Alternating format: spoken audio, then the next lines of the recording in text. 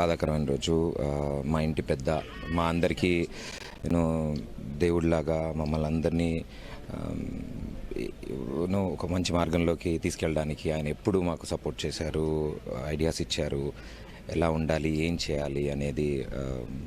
అలాంటి వ్యక్తి ఈరోజు లేరు. మా ఇంటి పెద్ద ఆయన. అండ్ ఎంతోమంది, కొన్ని వేల మంది ఆర్టిస్టులకి ఒక ఉపాధి కల్పించారు. ఎన్నో షోస్ ద్వారా, సీరియల్స్ ద్వారా, సినిమాల ద్వారా.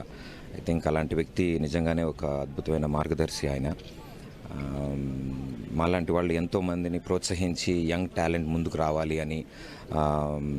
మరో అద్భుతమైన విషయం, ఒక్కసారి ఈనాడు సంస్థలతో సంబంధం ఉన్నాక అండ్ ఈ ఛానల్లో వర్క్ చేసిన తర్వాత వాళ్ళు ఎన్ని సంవత్సరాలైనా సరే వాళ్ళని కంటిన్యూస్గా వాళ్ళకి వర్క్ అందించండి, వాళ్ళ వర్క్ చేయాలి, కంటిన్యూస్గా వర్క్ చేస్తున్నప్పుడే షైన్ అవుతారు ఆర్టిస్టులు అని ఒక అద్భుతమైన విషయాన్ని మా అందరిని నేర్పించారు ఆయన.